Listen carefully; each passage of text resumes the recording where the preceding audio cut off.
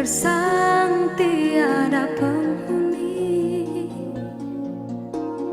tiada mentari awan kesuraman.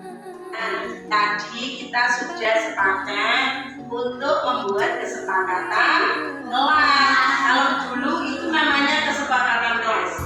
Namun sekarang kita memiliki keyakinan keyakinan kelas yang ada di kelas IPA. Ini ada berapa? 1. Siswa mengikuti pelajaran semateri. Jadi kalian pada saat KBM, kegiatan belajar mengajar ini, mengikuti pelajaran dengan tertib. Tertib itu bagaimana?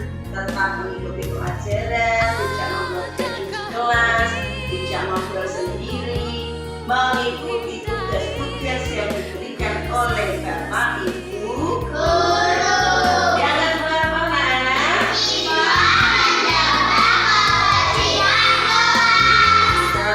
Kebersihan kelas itu didapat dari warga kelas. Warga kelas itu siapa? Ada guru, ada murid-murid, di mana setiap kelas yang kotor itu ada tanggung jawab kita. Yang memiliki piket dari Senin sampai Sabtu harus melaksanakan piket. Keyakinan siswa yang nomor 3 tadi apa?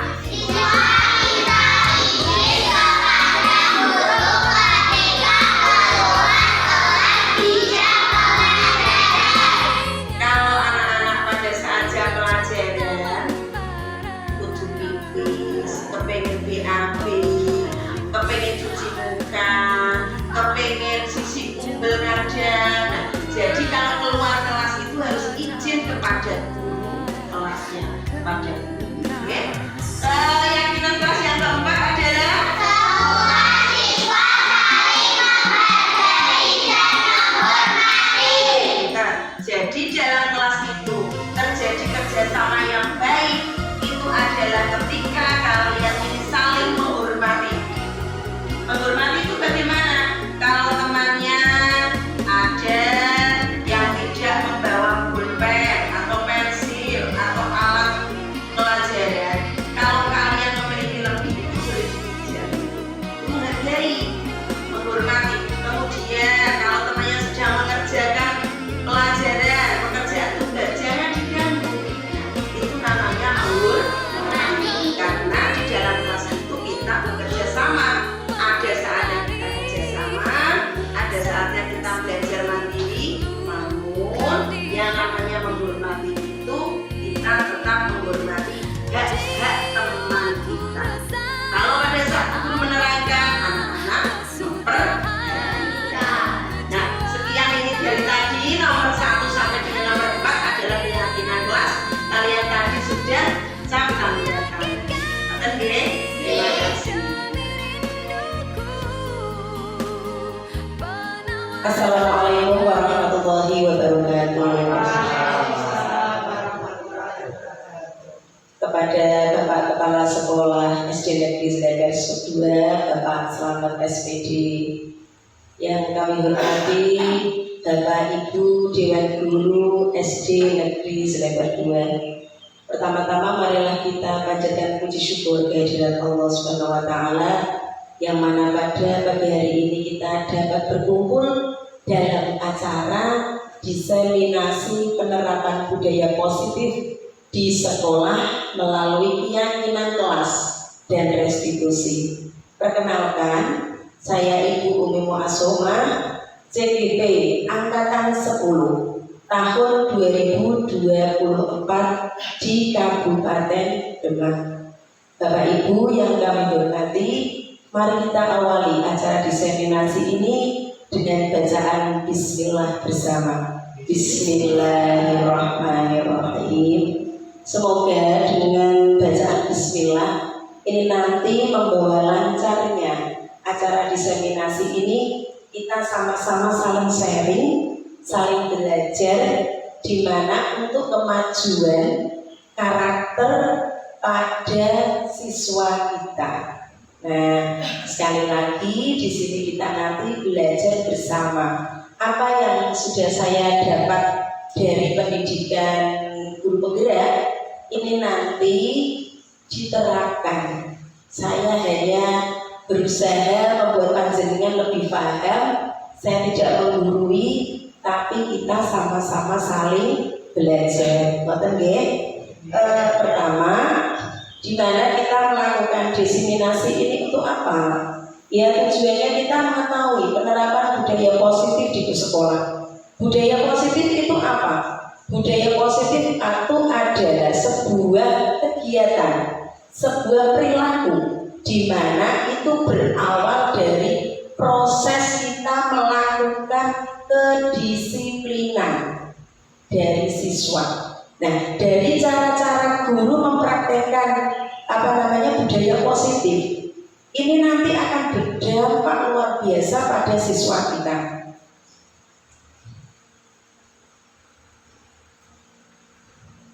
Tujuan diseminasi 1. Meningkatkan pemahaman guru tentang keyakinan kelas dan restitusi sehingga mampu menerapkannya di lingkungan sekolah. Nah, jadi guru-guru panjenengan nanti akan tahu apa itu keyakinan kelas, apa itu restitusi, sehingga mampu menerapkannya di lingkungan sekolah. Jadi di lingkungan sekolah kita nanti itu kita memiliki keyakinan.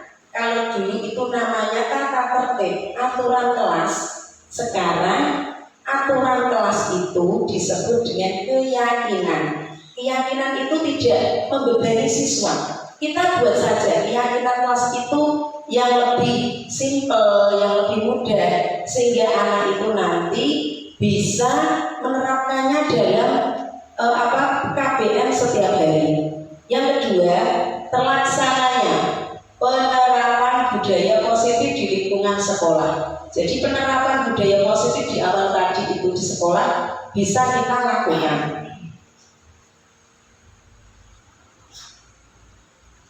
Konsep inti dari budaya positif 1. Disiplin positif dan nilai-nilai kebajikan universal. Nilai-nilai kebajikan universal itu apa saja? Itu diambil, kebajikan universal itu dari profil pelajar Pancasila. Ayo siapa dari Bapak Ibu guru yang bisa menyebutkan profil pelajar Pancasila itu ada berapa dulu? Yuk, siapa? Pelajar Pancasila beriman. Coba ulul coba. Pelajar Pancasila beriman dan bertakwa pada Tuhan Yang Esa dan berakhlak mulia, berkebinekaan global, gotong royong mandiri, kreatif dan bernalar kritis. Jadi dimensi kalau kita biasa menyebutnya itu 6 dimensi profil pelajar Pancasila. Tapi di sini itu disebut dengan nilai-nilai kebajikan universal. Ada 6. 1.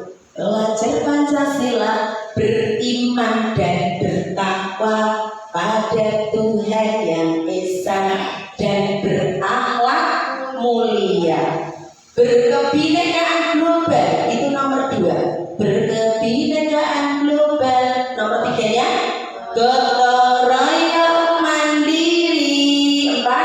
Kreatif dan bernalar kritis. Jadi 6 dimensi itu kita berusaha menciptakan siswa itu memiliki keyakinan sebelum pelajaran dan sesudah pelajaran dimulai, diawali dengan ketakwaan. Nah, sampai di sini. Kemudian yang kedua, konsep inti budaya positif ya, teori motivasi, hukuman dan penghargaan. Ini nanti akan saya terangkan satu-satu. Apa motivasi, apa hukuman, dan apa penghargaan. Nanti ketiganya ini ada pembedanya. Dan nomor 3, keyakinan kelas. Di mana keyakinan kelas tadi sudah saya singgung. Keyakinan kelas itu dibuat dan diatur oleh kesepakatan antara guru dan tiap-tiap kelas. Jadi mungkin antara keyakinan kelas 1 dan kelas 6 berbeda, keyakinan kelas 2 dan kelas 4 juga berbeda. Dan sebagaimana Bapak Kepala Sekolah menerapkan keyakinan, bukan keyakinan kelas, tapi keyakinan yang harus dilakukan oleh Bapak Ibu guru untuk membina kreativitas dan prestasi guru itu juga ada. Selanjutnya ada kebutuhan dasar manusia dan dunia berkualitas. Nomor 5, ini nanti ada restitusi dan posisi 5 posisi kontrol. Restitusi itu apa? 5 posisi kontrol itu nanti apa saja? Bapak Ibu guru ini nanti akan bermain peran. Di mana bermain peran ini adalah seorang guru jika melihat situasi anak mungkin terlambat, anak mungkin tidak mengerjakan PR, anak tidak mau maju ke depan pada saat ada ulangan, anak tidak mau upacara. Ini nanti 5 posisi kontrol ini adalah menguji di mana karakter Bapak Ibu guru nanti akan menempatkan diri. Yang keenam adalah menerapkan tentang restitusi segitiga. Segitiga restitusi ini nanti apa saja? Kita ini akan membahas mulai dari nomor 1 sampai dengan nomor 6. Insya Allah nanti Bapak Ibu guru akan paham apa yang harus saya lakukan sebagai seorang guru.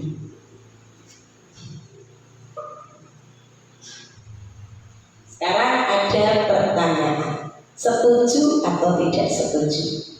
Hukuman dapat mendisiplinkan anak. Coba saya mau dijawab. Mic-nya tadi ya. Mulai dari Ibu Mahfudoh. Nomor 1, hukuman dapat mendisiplinkan anak. Setuju apa tidak? Setuju. Apa? Dijawab dulu. Menurut Pak Amri, pemberian hukuman dengan hal positif seperti membaca atau membersihkan halaman sekolah dapat meningkatkan disiplin anak. Setuju atau tidak setuju? Setuju. Setuju. Tadi pertama hukuman setuju, yang kedua pemberian hukuman juga setuju. Nomor 3, Pak Amri Sisan, memberi penghargaan dapat meningkatkan motivasi belajar anak. Sangat setuju. Oke. Nanti kita akan bahas antara setuju dan tidak setuju. Pasti harus ada alasannya. Alasan itu bagaimana? Kenapa? Hukuman dapat mendisiplinkan anak. Alasannya apa, Bu? Siapa? Alasannya apa? Ketika anak didik itu tidak diberi hukuman, malah menyepelekan sehingga anak itu tidak menjadi disiplin.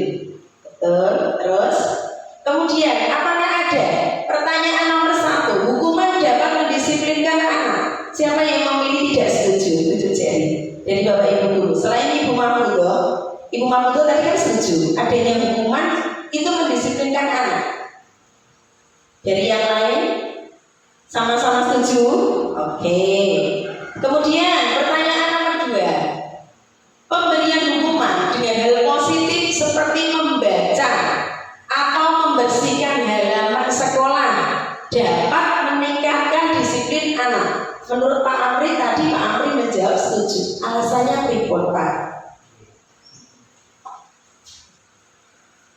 Jadi alasan saya itu hukuman itu adalah sebuah bentuk konsekuensi dari kesepakatan atau keyakinan kelas yang telah dibuat.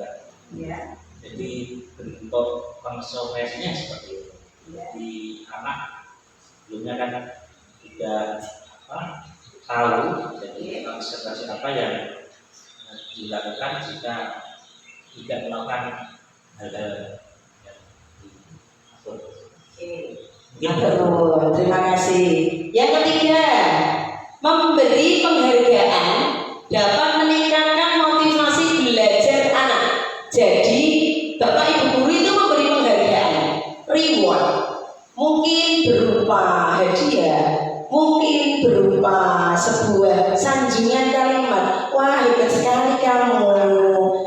Mungkin bisa berupa reward, tepuk tangan, memberi penghargaan dapat meningkatkan motivasi belajar anak. Wah, hebat sekali kamu. Jadi kita memberikan motivasi itu. Tadi Pak Amri menjawab setuju. Yang lain dari Bapak Kepala Sekolah pripun Bapak? Yang nomor 3, memberi penghargaan. Jenengan menjawab setuju atau tidak setuju? Jika guru panjenengan di dalam kelas ini memberi penghargaan, pripun menurut jenengan? Oke, pada adegannya kami sudah setuju bahwa reward itu diberikan kepada anak apabila anak telah melaksanakan apa yang sesuai dengan harapan guru. Nah, motivasi ini jelas akan muncul setelah anak diberi reward.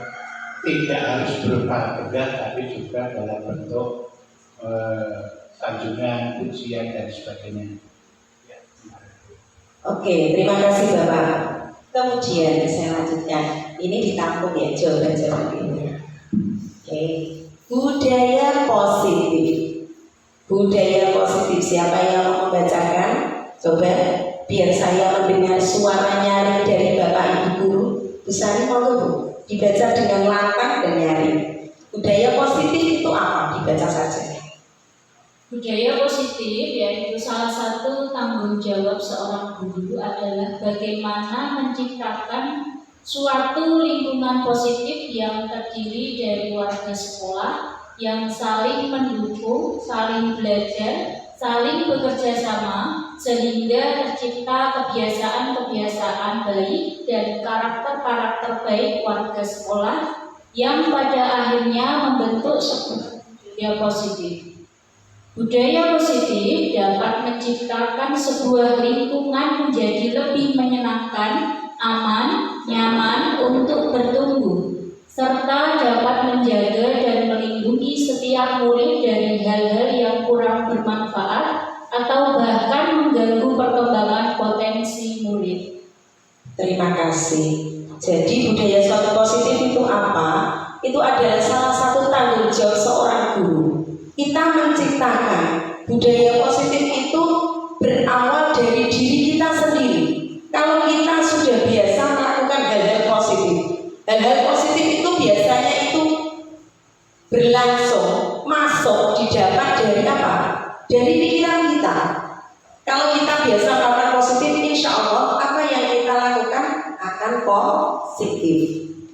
Kemudian saling bekerja sama sehingga tercipta kebiasaan-kebiasaan baik dan karakter-karakter baik warga sekolah yang pada akhirnya membentuk sebuah budaya positif. Jadi kebiasaan-kebiasaan baik itu nanti contohnya bagaimana, apa konsekuensinya, bagaimana tindakannya dengan budaya positif itu nanti akan tumbuh dan menjaga serta melindungi setiap murid dari hal-hal yang kurang bermanfaat.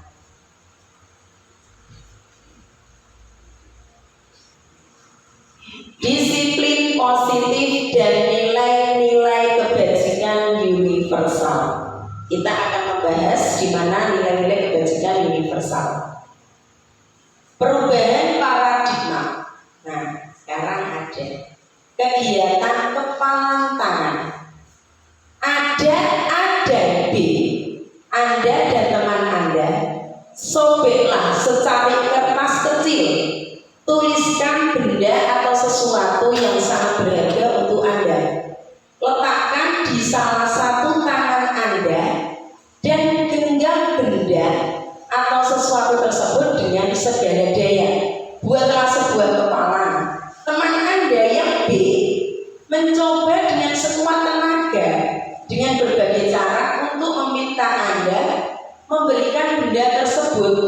B bisa membujuk, mengancam, menghardik, merayu, menyuap, apa saja agar dapat membuka kepalang tangan Anda. Apa yang terjadi dalam pikiran Anda? Anda itu menulis sesuatu yang berharga. Contoh dari budaya positif itu, tapi teman Anda mencoba mengganggu pengambilnya. Bagaimana jika teman Anda itu mencoba meraihnya, padahal itu hal yang ingin Anda lakukan untuk perubahan. Jenengan ingin contohnya begini, ingin melakukan hal positif, tapi teman Anda mengganggu. Contohnya keyakinan seperti ini, saya datang ke sekolah sebelum pukul 7, mungkin setengah 7, saya sudah sampai. Tapi teman-teman yang alah tidak usah berangkat pagi-pagi, siang saja. Nah, seperti itu. Tapi panjenengan itu digoda dirayu oleh teman Anda. Bagaimana jika teman Anda melakukan hal itu? Apa yang Anda lakukan? Coba Ibu Lima, bagaimana menurut Anda? Tentang itu tadi, jenengan bagaimana gerakannya? Kalau jenengan punya sebuah keyakinan, sebuah prinsip, tapi diganggu, tapi dicoba untuk menghilangkan keyakinan Anda, apa yang akan Anda lakukan? Yang saya lakukan mungkin adalah tetap pada prinsip saya sebelumnya, tetap menjaga apa yang berharga bagi saya. Nah, kalau pada titik penghabisannya sudah tidak bisa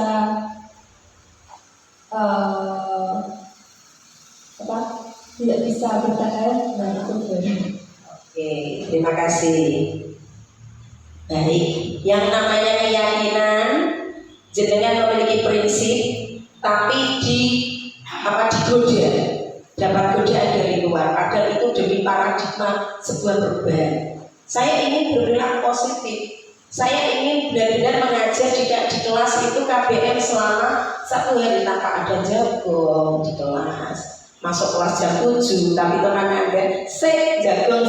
Nah, itu kan jenengan sudah memiliki keyakinan. Saya masuk kelas itu pukul 7 kurang 5 menit. Tapi nyatanya apa? Jam 7 lebih 10 menit kita masih di ruang guru bercanda sampai ke sini. Nah, seperti itulah. Nah, tantangan itu panjenengan itu harus tahu bahwa untuk paradigma kita menjadikan budaya positif itu berasal dari diri kita sendiri, terutama bapak ibu gurunya. Oke.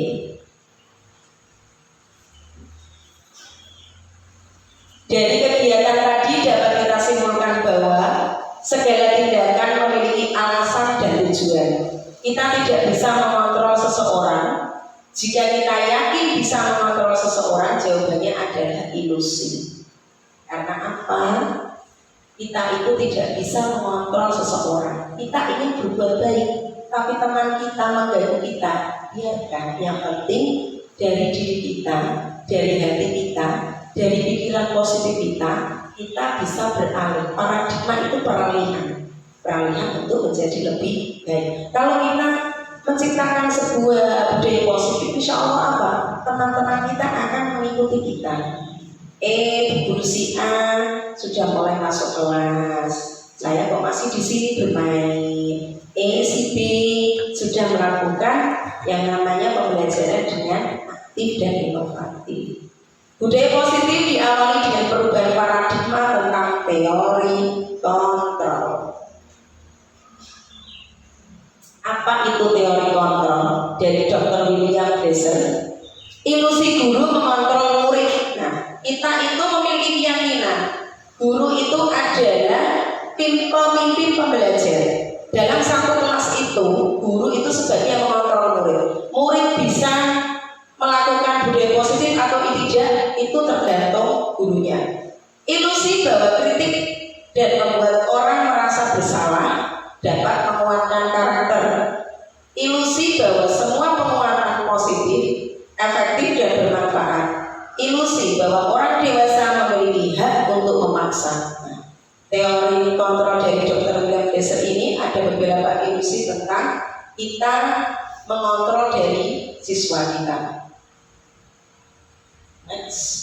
Perubahan paradigma stimulus respon, teori kontrol, bagaimana seseorang bisa berubah dari stimulus respon kepada pendekatan teori kontrol. Ada respon, ada kontrol. Realitas kebutuhan kita sama, namun kontrolnya kita itu berbeda. Semua orang melihat hal yang sama, semua orang memiliki gambaran berbeda. Kita mencoba mengubah orang agar berpandangan sama dengan kita, bisa tidak? Orang kita suruh untuk meyakini kita satu paham dengan orang, bisa tidak? Ya bisa. Sebabnya apa? Karena orang punya sifat yang berbeda. Oke, bagus. Semua perilaku memiliki tujuan. Jadi setiap orang dalam melakukan perilakunya itu memiliki tujuan masing-masing. Saya mau belok ke kiri karena saya punya tujuan. Dia belok ke kanan karena dia juga memiliki tujuan. Orang lain bisa mengontrol saya, namun hanya Anda yang bisa mengontrol diri Anda, mau budaya positif atau tidak. Karena di dunia ini juga Allah menciptakan antara iya dan tidak, antara memilih baik dan tidak baik. Hidup itu pilihan. Saya bisa mengontrol orang lain, Anda tidak bisa mengontrol orang lain. Saya mau mengontrol, tak ayo mamudo, jenengan harus ini. Oh tidak, karena apa? Teori kontrol ini berbeda dengan stimulus respon. Pemaksaan ada pada saat rujukan badai. Kolaborasi dan konsensus menciptakan pilihan-pilihan. Model berpikir menang atau kalah, ini model berpikir menang karena teori kontrol seperti itu. Lanjut ya. Budaya positif erat kaitannya dengan penerapan disiplin positif, dan disiplin sering kita maknai dengan kepatuhan akan sebuah aturan. Kalau kita memaknai disiplin, anak itu harus apa? Patuh, harus patuh. Akan tetapi, apakah benar makna disiplin tersebut? Budaya positif erat kaitannya dengan penerapan disiplin positif, dan disiplin sering kita maknai dengan kepatuhan akan sebuah aturan. Jadi anak ini tertekan, anak ini hanya menjadi sebuah boneka mainan kalau disuruh patuh, padahal anak itu memiliki kebebasan. Kita itu sebagai guru di sekolah hanya menuntut. Karena apa? Apalagi ini proses dalam pendidikan kita, kurikulumnya adalah merdeka belajar. Jadi kita hanya menuntut, tidak boleh memaksa kehendak anak. Disiplin, apa ini disiplin? Menurut pikiran jenengan tadi sudah sekilas. Disiplin, apa itu disiplin? Tunjuk jadi. Ya, disiplin. Apa itu disiplin? Menurut jenengan disiplin itu apa?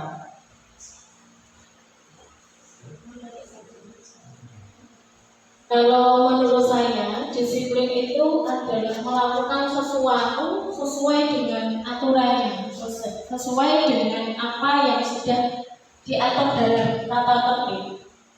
Untuk disiplin. Oke, melakukan sesuatu yang sudah ada dalam peraturan. Oke, yang lain, Pak Amri, disiplin itu apa Pak? Menurut jenengan Pak? Garis besarnya sama Bu. Jadi disiplin itu menurut saya patuh pada sebuah aturan. Aturan yang mengikat apa tidak?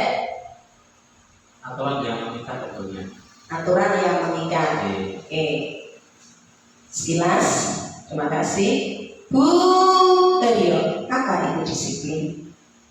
Hampir sama ya. Kalau saya ya mematuhi tata tertib yang sudah ada, yang sudah ditentukan. Mematuhi tata tertib yang sudah ditentukan. Oke, next. Sekarang kita akan tahu. Nah, apa makna disiplin? Berasal dari bahasa Latin disiplina, yang artinya belajar. Makna asal dari kata ini berkonotasi dengan disiplin diri dari murid-murid Socrates and Plato.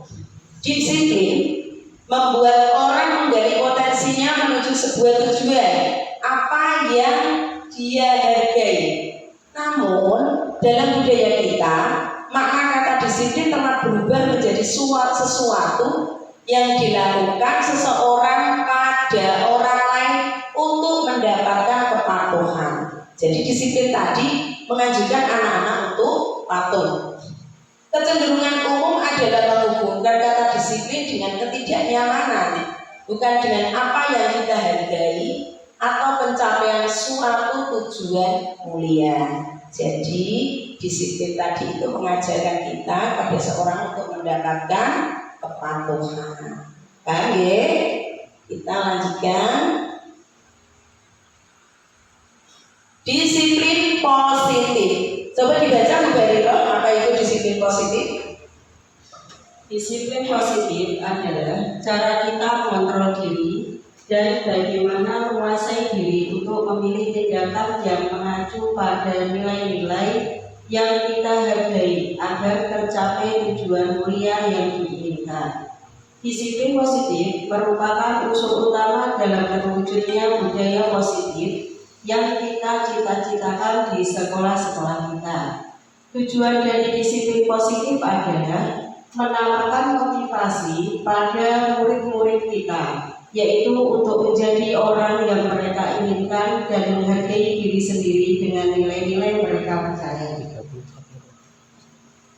Terima kasih. Nah, jadi disiplin positif adalah cara kita mengontrol diri dan bagaimana menguasai diri untuk memilih tindakan yang mengacu pada nilai-nilai yang kita hargai agar tercapai tujuan. Untuk menciptakan disiplin, contohnya pagi-pagi setelah belajar anak disuruh untuk berdoa. Setelah berdoa dengan membaca Asmaul Husna, kita ajari anak-anak untuk apa? Mendisiplinkan, mungkin menyanyikan lagu-lagu kebangsaan, lagu nasional. Itu salah satu cara kita untuk menciptakan disiplin, budaya positif tadi itu.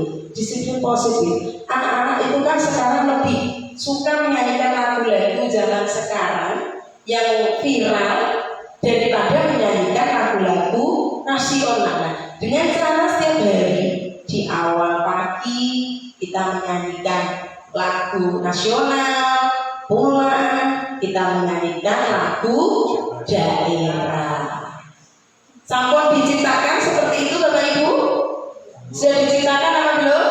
Alhamdulillah sudah. Karena kita menjadi seorang guru itu sudah lebih dari 10 tahun. Otomatis kita tahu mana disiplin yang baik buat anak didik kita. Lanjut. Budaya positif merupakan perwujudan dari nilai-nilai atau keyakinan universal yang diterapkan di sekolah. Jadi apa yang sudah diceritakan tadi itu merupakan perwujudan. Di dimensi Pancasila, dimensi profil pelajar Pancasila kan ada nilai-nilai kebajikan universal. Nah, coba dibaca suaranya ringnya dari Bu Eka. Ya Bu, yuk dibaca yuk.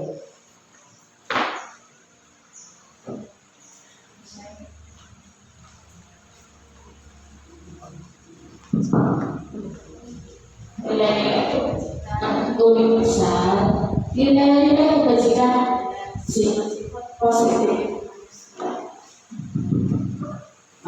yang merupakan tujuan mulia yang ingin dicapai setiap individu. Nilai-nilai tersebut bersifat universal dari lintas bahasa, suku, agama maupun latar belakang. Setiap perilaku atau perubahan memiliki suatu tujuan. Dr. William Glasser pada teori kontrol 1994 dengan mengaitkan nilai-nilai kebaikan yang diyakini seseorang, maka motivasi intrinsiknya akan membangun sehingga menggerakkan motivasi dari dalam untuk dapat mencapai tujuan mulia yang diinginkan. Dari Dean Guest 1998, nilai-nilai kebaikan yang ingin dicapai oleh setiap anak Indonesia kita kenal dengan profil pelajar Pancasila. 1. Beriman bertakwa kepada Tuhan Yang Maha Esa dan berakhlak mulia. 2. Mandiri. 3. Bernalar kritis. 4. Kebinekaan global. 5. Gotong royong. Dan 6. Kreatif. Terima kasih.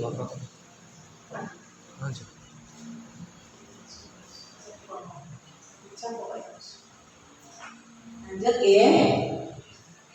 Nilai-nilai kebajikan universal, Ibu Primarius program ini ada rasa hormat, integritas, mandiri, menghargai, antusias, empati, keinginawan, kreativitas, kerjasama, percaya diri, komitmen. 9 pilar karakter Indonesia ini ada cinta Tuhan dan segenap penciptaannya, ada kemandirian dan tanggung jawab, kejujuran, hormat dan santun, dermawan, suka menolong dan gotong royong, percaya diri, kreatif dan bekerja keras, kepemimpinan dan keadilan, baik dan rendah hati, toleransi, kedamaian dan kesatuan.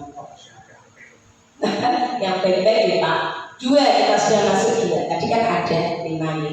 Pokok bahasan kedua, konsep inti budaya positif. Teori motivasi, teori hukuman, dan teori penghargaan. Motivasi, hukuman, penghargaan, sama-sama saling memberikan reward. Kalau anak sedang apa, diberi motivasi, apa diberi hukuman, apa penghargaan. Kita belajar sama-sama yuk. Teori motivasi perilaku manusia. Ini teori motivasi itu dibagi menjadi 2. Ada motivasi eksternal, ada motivasi internal.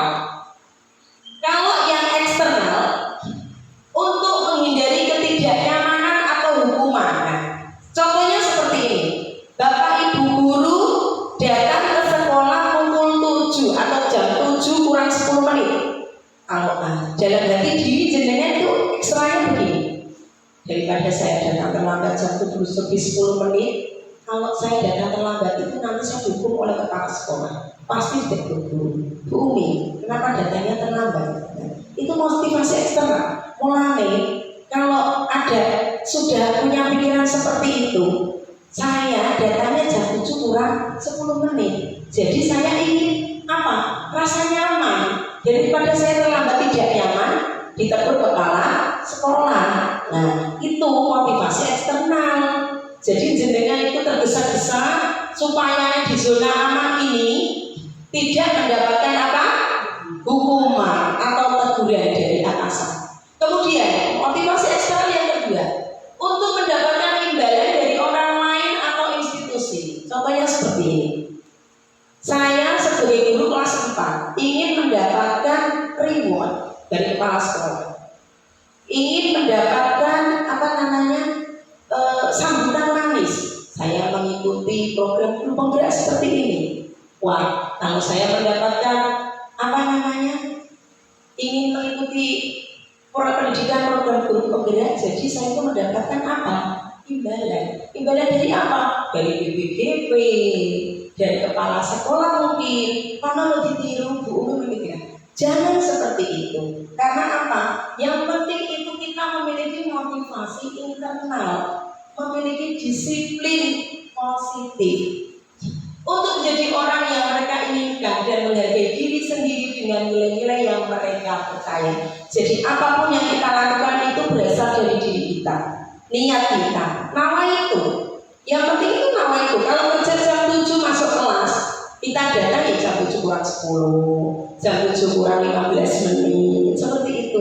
Kita mengikuti diklat, kita mengerjakan apa, kita dapat tugas tambahan apa, laksanakan dengan tulus saja. Insya Allah niat baik itu akan berbalas kebaikan. Kalau kita sudah menciptakan pola pikir, mindset kita dengan baik, kita akan melalui jalan itu dengan mudah. Ngerti nggih? Lanjutkan.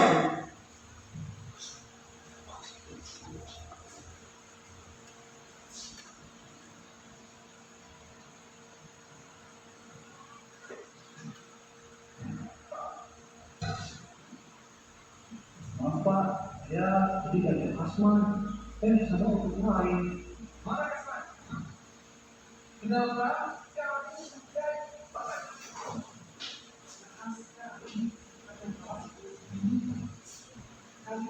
mau main lagi atau mau belajar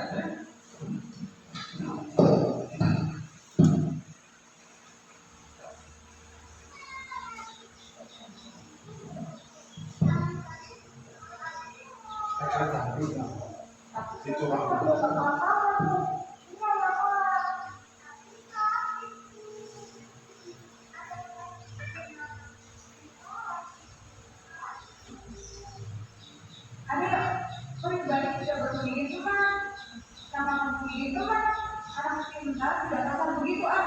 Sebagai hukuman, kamu berdiri di tempat kelas sampai teman diselesaikan. Ya?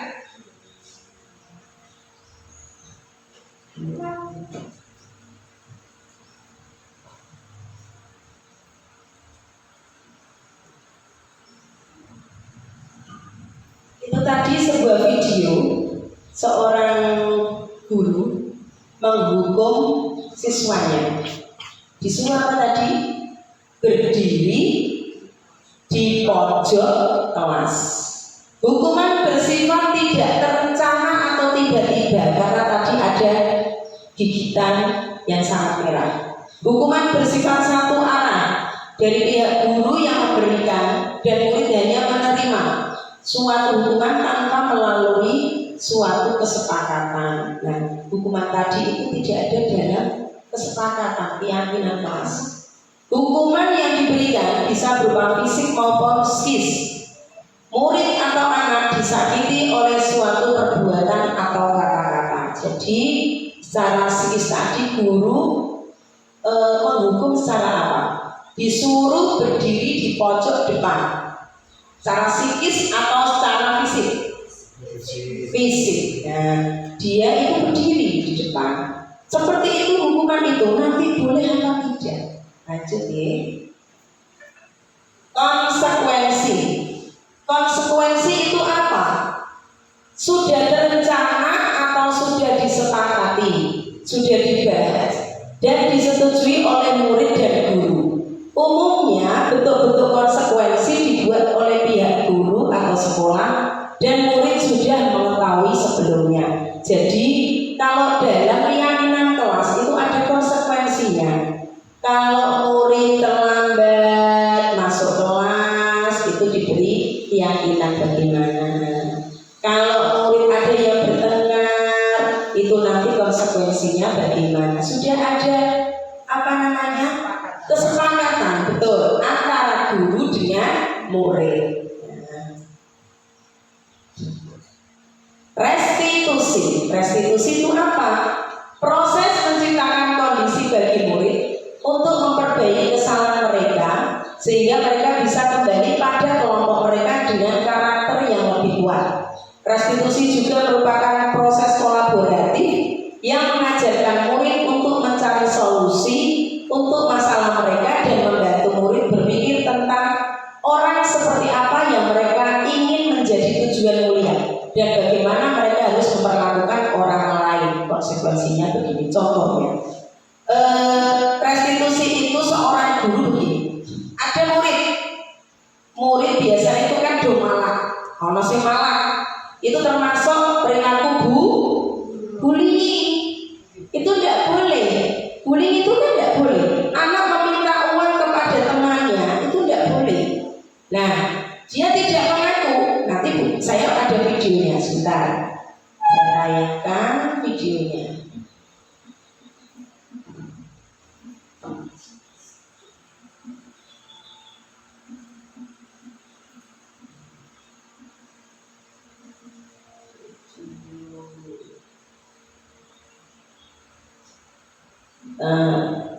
Video keyakinan kelas.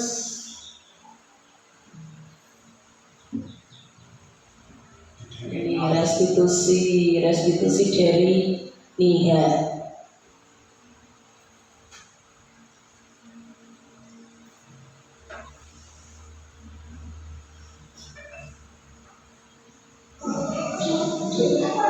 Ini seorang pekerjanya tadi ya. Niat ya. Mbak Nia tadi selama pelajaran berlangsung, Mbak Nia bisa mengikuti pelajaran. Tadi kami kenapa pada saat ini saya putarkan yang Nia dulu tadi.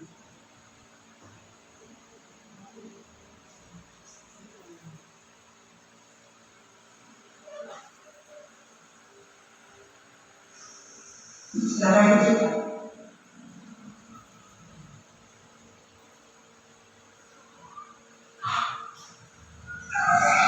Awalnya seperti ini.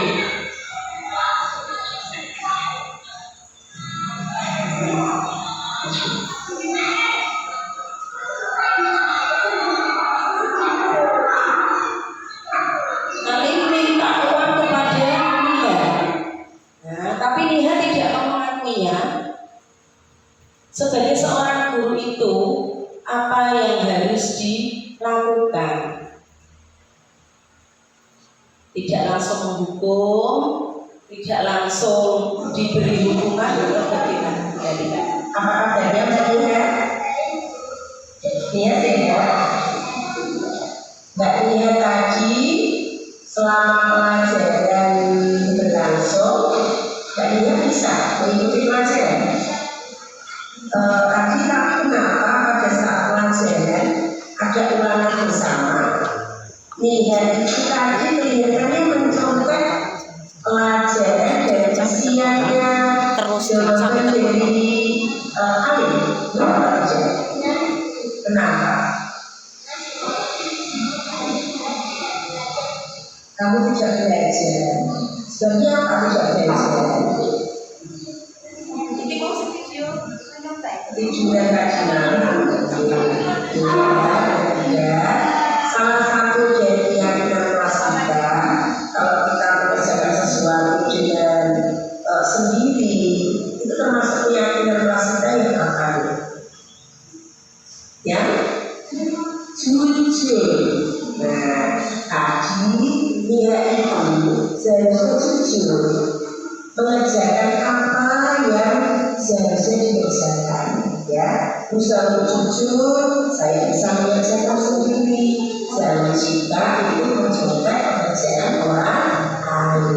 Karena kalau mencontek pekerjaan orang lain itu akan membuat hasil yang tidak baik. Karena kamu tidak berlaku dengan baik dan tidak melaksanakan keyakinan kita yaitu jujur. Terus apa yang akan kamu lakukan setelah ada mungkin jadi guru ini? Kamu nanti pada saat ulangan akan akan belajar lebih giat lagi ya, supaya apa bisa jadi kamu nanti dan seterusnya berusaha untuk belajar dengan giat. Baik, sekarang kamu kembali ke kelas. Nanti kita akan lanjutkan pelajaran ya. Mohon maaf ini tadi salah putar. Padahal tadi kan restitusi alim ini. Kalau alim tadi meminta uang malak dengan temannya, apa yang harus dilakukan seorang guru? Jangan langsung menghukum. Alim apa kabar? Oke. Tadi alim sudah selesai belajar ya. Bisa pertama. Tadi Ali sudah selesai mengerjakan tugas? Sudah, Bu. Sudah istirahat Ali? Sudah. Sudah jajan? Sudah, Bu. Oh ya Ali. Ali ini kan sekarang kelas 4, sudah kelas tinggi ya. Ya. Ali tahu tidak? Tadi apa yang sudah Ali lakukan selama jam istirahat? Yakin bermain. Selain bermain apa lagi? Itu saja. Setelah bermain tadi Ali sudah jajan. Jajan apa lagi? Es sama apa? Es sama kue. Tadi guru sempat melihat Ali tadi meminta uangnya dia dengan apa tidak ini? Ya, Bu. Nah, tinggal di rumah. Ya, Bu. Buat beli apa?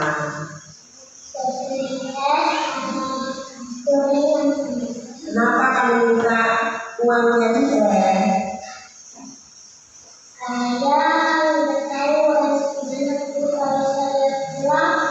Rumah dikunci. Jadi kamu kehabisan tadi. besok-besok lagi. Kalau kamu ingin jajan atau kamu nggak bawa bekal air minum atau kamu nggak bisa membawa satu, tolong ya jangan meminta uang temannya dengan paksa. Karena kamu ingat tidak, keyakinan kelas kita apa salah satunya kemarin? Betul, karena masih ingat dan keyakinan kelas yang sudah dibuat bersama-sama itu kan menghargai dan menghormati orang lain. Jadi kalau kamu butuh apa-apa, nanti kamu harus bilang dulu, harus izin dulu. Contohnya tadi, kalau kamu tidak membawa kos satu, kamu ingin jajan es, atau kamu tidak membawa bekal minum, jadi kamu harus izin, minta padanya, atau minta pada temanmu, minta dia izin, nanti kamu pasti kasih. Jangan berusaha untuk mengambil dengan cara apa dimaksud. Tidak, ya indah. Apa yang akan kamu lakukan, Bro?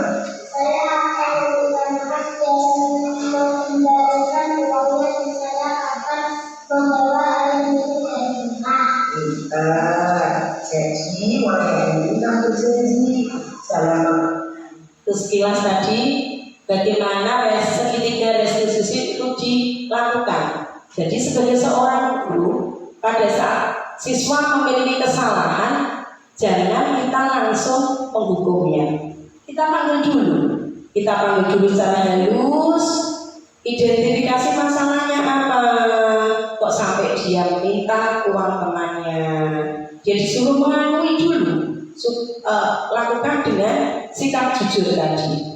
Kembali ke tadi sudah sampai restitusi. Lanjut. Ciri-ciri restitusi bukan untuk menebus kesalahan, namun untuk belajar dari kesalahan, memperbaiki hubungan, menawarkan bukan paksaan. Restitusi menuntut untuk melihat ke dalam diri. Restitusi mencari kebutuhan dasar yang mendasari tindakan. Restitusi diri adalah cara yang paling baik. Restitusi fokus pada karakter bukan tindakan. Restitusi fokus pada solusi dan restitusi mengembalikan murid yang berbuat salah pada kelompoknya. Ini tadi ada hukuman, konsekuensi, restitusi. Ada perbedaan. Hukuman itu apa, konsekuensinya itu apa, restitusinya itu apa. Nanti akan saya share file ini biar jenengan bisa pelajari. Kemudian dihukum oleh penghargaan. Penghargaan itu menurunkan kualitas. Penghargaan mengurangi motivasi intrinsik. Tadi sudah. Penghargaan mematikan kreativitas. Dan penghargaan ternyata merusak hubungan. Jadi seorang guru jika memberikan penghargaan itu ternyata tidak boleh. Karena dari penghargaan itu akan mematikan semua ini, menurunkan kualitas, mematikan kreativitas. Jadi anak yang tidak bisa, contohnya, ayo anak maju ke depan, gambar sebuah bunga, bagi yang bisa. Maju, mendapat penghargaan, mungkin dikasih permen, mungkin dikasih uang oleh gurunya, tapi bagi siswa yang tidak bisa, dia mentalnya jatuh, dong. Jadi penghargaan itu tidak baik untuk dilakukan. Oke? Ini harus. Pokok bahasan konsep inti budaya positif. Nah, keyakinan kelas. Biasanya keyakinan kelas itu dulu disebut dengan tata tertib kelas. Sekarang disebut dengan keyakinan kelas karena itu ada apa? Komitmen antara guru dengan siswa. Keyakinan kelas adalah nilai-nilai kebajikan yang diyakini oleh warga kelas untuk menumbuhkan motivasi internal dan budaya positif di kelas. Mengapa tidak peraturan saja? Mengapa harus keyakinan kelas? Mengapa kita memiliki peraturan harus menggunakan helm bila mengendarai kendaraan roda 2? Gini kok helm. Mengapa kita memiliki peraturan 3M? menggunakan masker, cuci tangan, dan menjaga jarak. Mengapa kita memiliki peraturan kelas? Peraturan harus datang tepat waktu pada saat mengikuti pelatihan. Untuk mendukung motivasi intrinsik, kembali ke nilai-nilai keyakinan dan lebih menggerakkan seseorang. Di keyakinan kelas ini, kemarin saya itu sudah membuat keyakinan kelas 4. 1. Mengikuti pelajaran dengan tertib. Ini saya sudah rebutkan sama murid saya. 2. Menjaga kebersihan dengan melaksanakan piket kelas. 3. Minta izin jika keluar kelas pada jam pelajaran. Jadi orang juru metu. 4. Saling menghargai dan menghormati antar kelas. Jadi setelah siswa meyakini kelas ini, anak itu disuruh memberikan apa? Persetujuan dengan cara apa? Jempol jari ditempel pada bawah keyakinan kelasnya. Jadi kalau anak tidak mematuhi keyakinan kelas itu ada apa? Ada sebuah namanya, kalau di sekolah SMP itu kan ada guru BK. Tapi kalau guru SD itu kan semua kembali ke guru kelas. Nah, selanjutnya waktunya cepat berlalu masih. Nah, ini contoh keyakinan kelas 1, keyakinan kelas 5 ada yang seperti ini. Komitmen terhadap setiap tugas, senantiasa membantu. Itu yang membuat jenengan setuju atau tidak anak-anak? Setuju. Buat yang lebih muda, jangan memperbanyak keyakinan kelas, karena semakin banyak keyakinan kelas akan semakin banyak hukuman. Budaya positif di lingkungan positif, keyakinan kelas, peraturan kelas. Peraturan dan keyakinan, ini perbedaannya. Kembalikan buku ke tempatnya. Keyakinan kelas apa? Tanggung jawab. Ini contoh peraturan ini. Keyakinan kelas ini dilarang menggunakan narkoba supaya apa? Sehat. Gunakan masker supaya apa? Sehat. Hadir di sekolah 15 menit sebelum pembelajaran dimulai. Menghormati orang lain, karena kita itu menghormati salah satunya guruku selalu bocah belum mantap. Konsep inti budaya positif, kebutuhan dasar manusia dan berkualitas. Kebutuhan dasar manusia bertahan hidup, kasih sayang, kebebasan, kesenangan, penguasaan. Lanjut. Nah, ibu guru bilang aku tidak boleh bersenandung sewaktu mengerjakan tugas. Biasanya bocah nggak menggarap tugas sambil nyanyi. Katanya kelas harus tenang, tidak ada suara, kan nggak seru jadinya. Nah, itu termasuk kebutuhan kesenangan. Konsep inti budaya positif. Nah, ini 5 posisi kontrol. Ini pelajaran yang paling saya suka. Ada 5 posisi kontrol kita itu.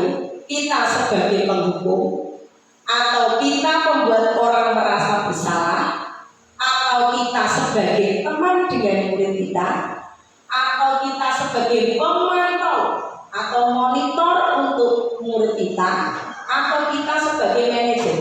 Di antara 5 ini, jenengan pilih apa, Pak? Pilih berapa?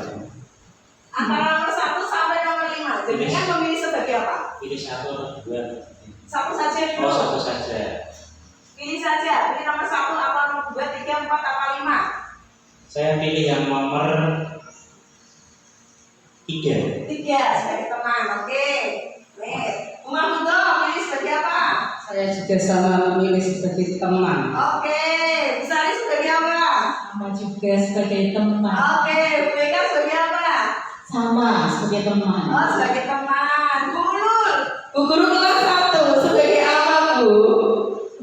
Kalau kelas 1 itu harus memandang apa masalahnya seperti itu.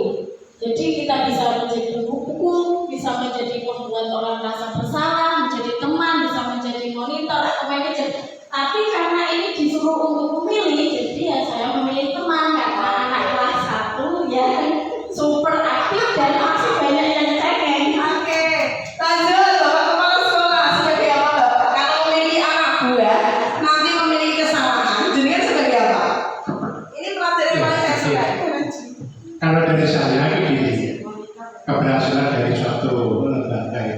bukan Superman, tapi super tim. Oke. Nah, tim di sini adalah teman kerja. Jadi poin saya itu di nomor 3 dan nomor 5. Oke, terima kasih. Bu Nima, seperti apa Bu? Saya kelas 6 memasuki masa remaja, saya dipilih menjadi teman. Oke, terima kasih. Bu Belio, seperti apa? Saya juga memilih nomor 3 teman Oke. karena lebih nyaman dan menyenangkan. Asik. Coba nanti di antara kelima posisi kontrol ini ada sebuah video. Jenengan akan tahu jenengan paling baik itu di posisi mana, karakter yang bagaimana. Silakan diperhatikan videonya. Oke. Oke.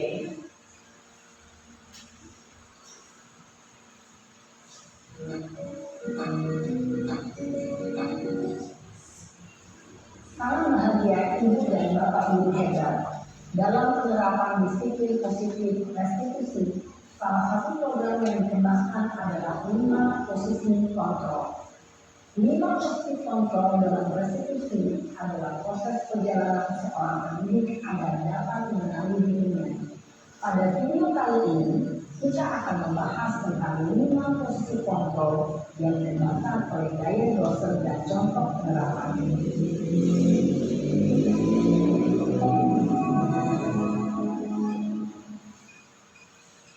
5 posisi kontrol itu adalah 1. Posisi penghukum, 2. Posisi pembuat merasa bersalah, 3. Posisi teman, 4. Posisi pemantau atau monitor, dan 5. Posisi manajer. Untuk lebih memahami kelima posisi tersebut, mari kita saksikan kasus Naren yang terlambat hadir 20 menit di sekolah dan melihat bagaimana kelima posisi kontrol dalam menghadapi masalah tersebut. Sama-sama terlambat sekolah. Temanya seperti itu. Ada guru sebagai posisi penghukum.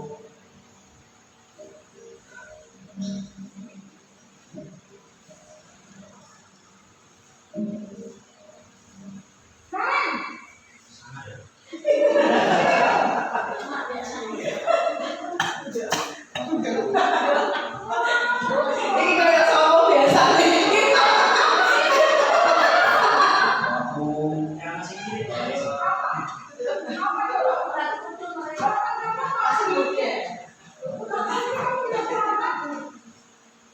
Malas sekali ya percayaan. Saya Dasar malas. Kamu kapok sih kamu.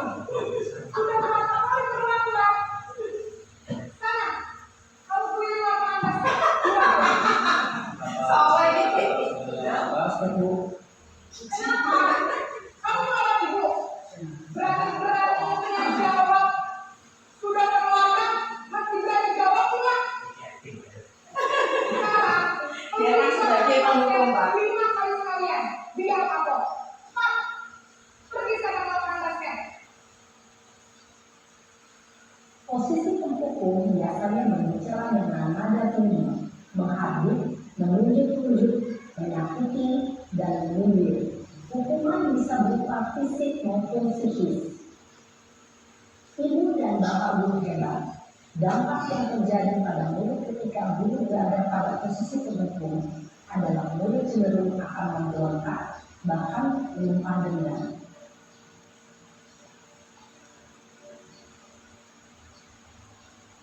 Sekarang posisi pembuat merasa bersalah. Aktingnya yang Bersari.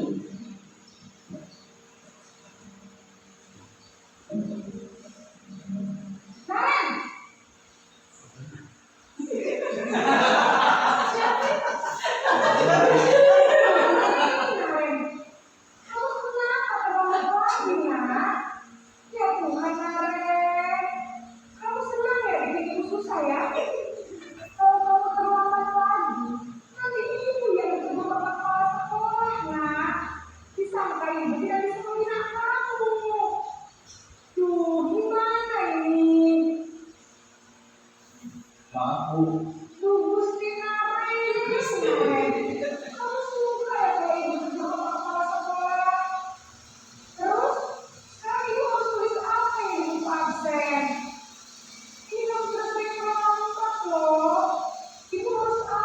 coba? Maaf Bu, maaf sekali. Ya sudah, lain kali jangan bikin ibu susah lagi anak ya. Ibu tidak akan pernah lagi kalau kamu bikin terus. Kamu bisa jatuh kalau gitu. Ayo cepat, kelas. Maaf ya Bu, maaf sekali. Posisi pembuat rasa bersalah berbicara dengan nada tenang, cenderung lembut. Namun kata-kata yang diutarakan membuat mulut merasa menjadi orang yang gagal, memandang buruk dirinya sendiri, merasa tidak berharga, dan tidak sanggup membahagiakan orang lain. Ketika Guru mengambil posisi pembuat rasa bersalah, murid akan menganggap dirinya yang salah dan ia akan menyimpan emosi negatif tersebut di dalam dirinya. Posisi sebagai teman, perhatikan ini yang kebanyakan tadi dipilih 90%. Melihat muridnya terlambat. Harus.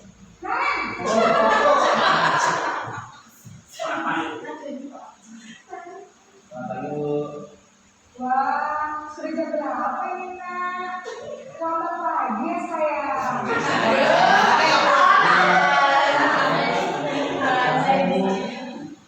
Kamu malah menyalahkan ibu kamu. Kamu bukannya ada yang paling kenceng.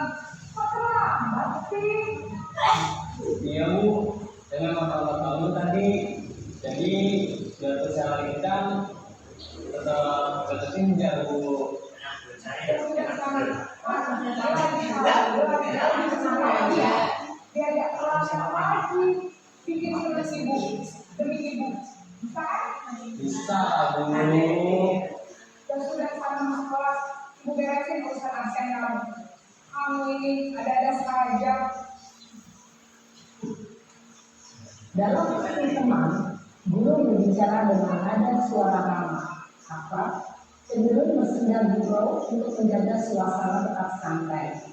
Murid akan merasa senang, aman, dan akrab dengan guru. Identitas yang tercipta adalah identitas sukses atau berhasil. Namun, perlu ingat, karena ini masih dorongan eksternal, maka ada faktor ketergantungan dari murid kepada orang tertentu. Di sini guru absennya, sehingga di lain waktu murid bisa berperilaku baik, namun pada orang-orang tertentu saja. Memantau, monitor.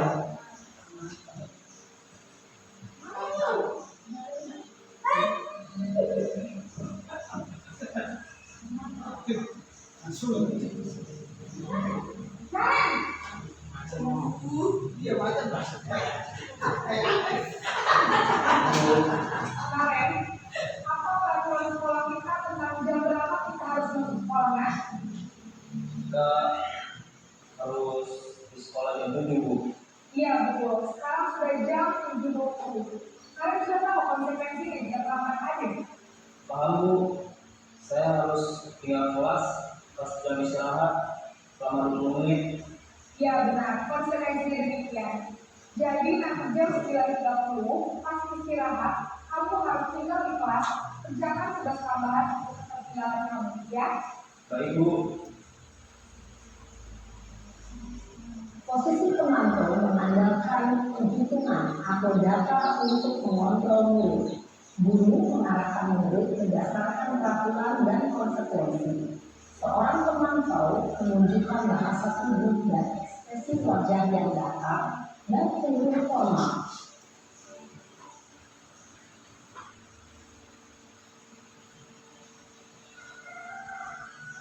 Posisi manajer. Terlambat lagi 20 menit.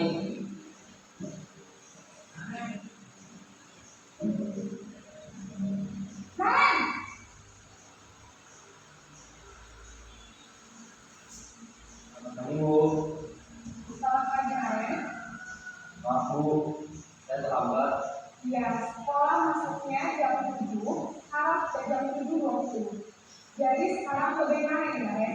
Maaf Bu, saya lupa saya semalam. Baiklah, menurut kamu, keyakinan sekolah yang katakan.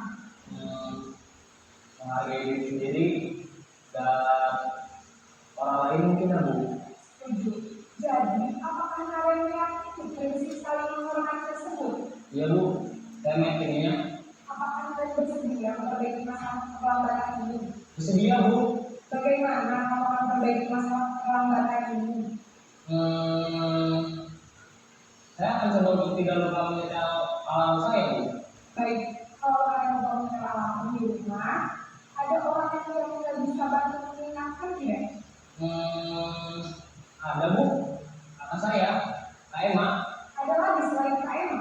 Selain Kak Emma, ada ibu saya. Baik, jadi yang mengingatkan Arek adalah Kak Emma dan ibu kamu ya?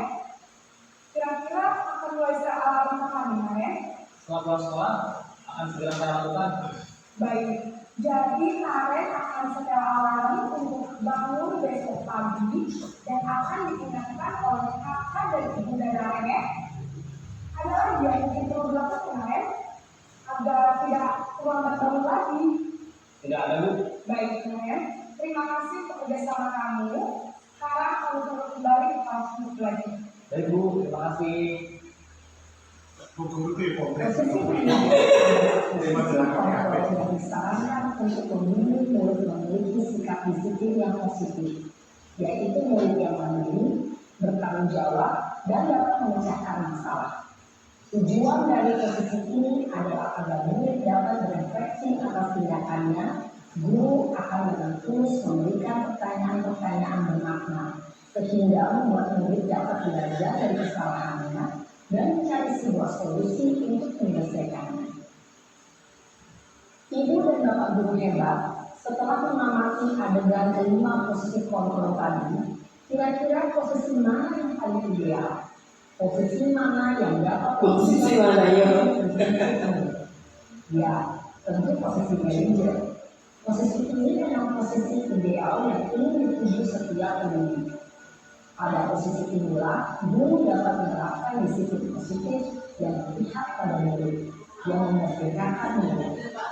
Tepuk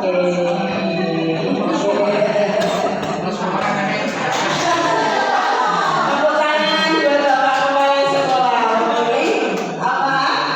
Posisi manajer. Bijaksana dalam mengambil permasalahan. Yang telah diperlihatkan ini dapat menjadi ajar refleksi bagi kita semua agar dapat terus memasak dan menerapkan Kenyataan itu Mari bersama dan semangat. Selamat menerapkan. Salam dan bahagia Ibu dan Bapak Guru. Baik, itu tadi 5 posisi kontrol kita sebagai guru pada saat menemukan sebuah permasalahan pada anak didik kita. Dan tidak lupa diingat juga, seandainya besok kita menjadi sebuah pemimpin dari guru-guru, kita menjadi kepala sekolah, usahakan kita tetap menjadi posisi manajer. Yang paling utama, jangan membuat hukuman tadi itu tidak bagus. Lanjut, penghukum tadi itu sudah, pembuat merasa bersalah tadi sudah. Dalam video ya, kita lumayan ini manajer ini tadi sudah. Bisa jadi dalam praktek itu tadi adalah teori di mana kita bisa menerapkannya. Konsep inti budaya positif segitiga restitusi.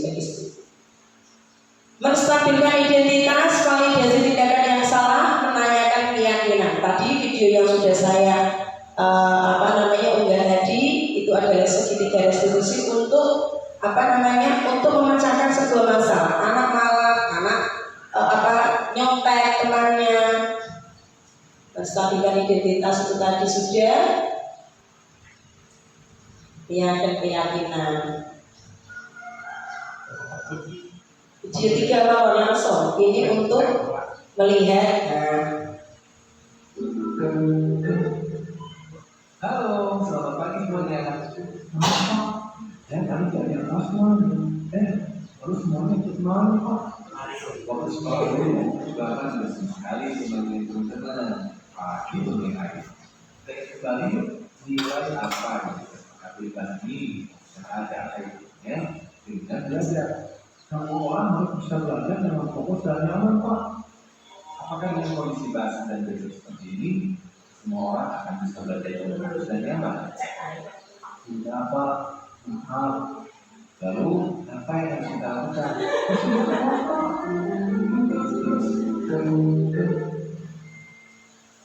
Kawan, ada apa? Kenapa menangis? Saya jadi berlibat. Katanya saya bisa membaca. Marina, betul kamu menjadi kawan. Iya, aku tidak bisa baca kan, Bu? Marina, kamu ingat tidak? Kemarin kamu cerita pada ibu dan teman-teman cita-citanya ingin jadi apa? Jadi polisi, Bu. Keren. Kamu mau ingat satu lagi? Kenapa kamu ingin jadi polisi? Karena bisa menangkap penjahat, bisa melindungi semua orang. Menurutmu, apakah mengejek kawan membuat kawan merasa terlindungi? Tidak, iya tapi. Betul. Lalu, harus bagaimana ya supaya kawan merasa terlindungi?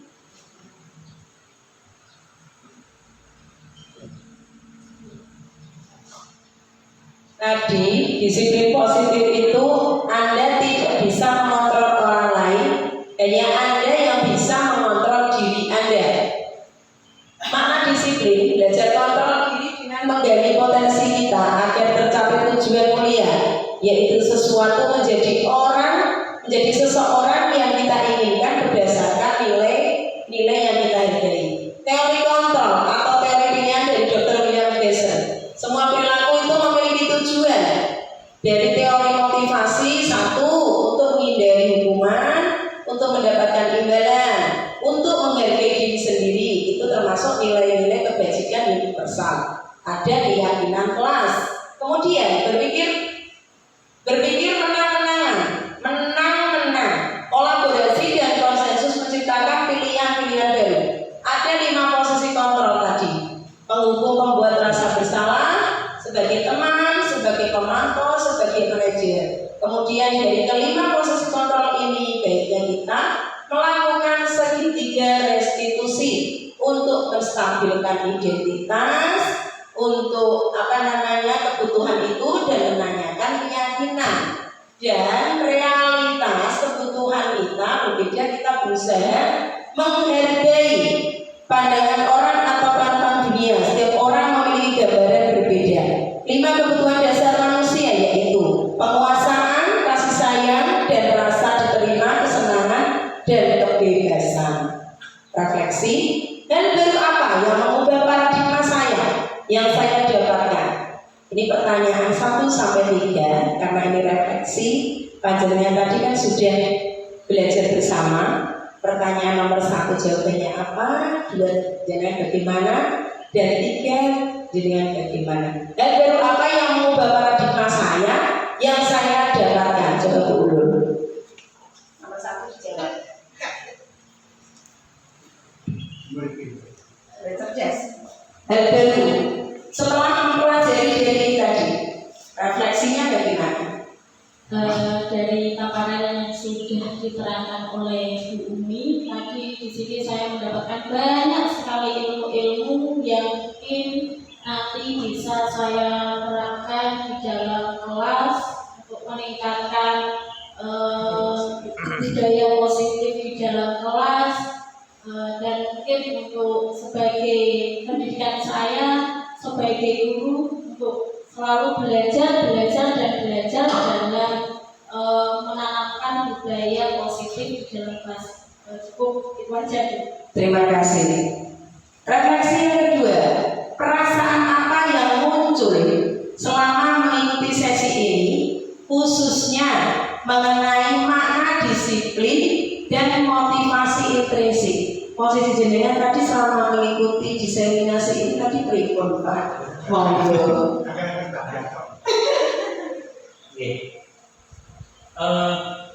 Perasaan berasa termotivasi. Oke, Jadi setelah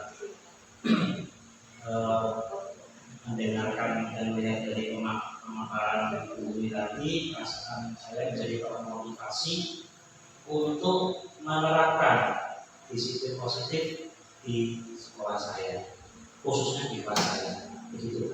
Oke, terima kasih. Pertanyaan refleksi terakhir, saya akan menjadi guru yang seperti apakah setelah mengikuti modul ini? Dengan ingin menjadi guru seperti apakah? Guru rasa teman, guru rasa hukum, atau guru rasa yang bagaimana hukum dong? Guru yang modal dengan Saya masih bersikukuh untuk menjadi teman, disamping teman ditambah lagi yang lebih bagus lagi tadi sebagai manajer. Bagus, terima kasih. Tepuk tangan untuk kita semua. Ya Allah, alhamdulillah. Terima kasih. Bapak dan Ibu, demikian tadi proses diseminasi budaya positif yang harus kita terapkan di lingkungan kerja kita masing-masing, utamanya di kelas kita, supaya kita dapat memberikan hasil yang baik untuk menciptakan karakter pada diri anak sesuai dengan profil pelajar Pancasila. Sekian paparan dari saya. Apabila ada kurang lebihnya, saya minta maaf. Oke. Ada yang ingin ditanyakan setelah sesi ini? Ada refleksi? Jenengan ingin bertanya apa? Monggo. Untuk bagaimana positifnya tadi atau bagaimana? Sudah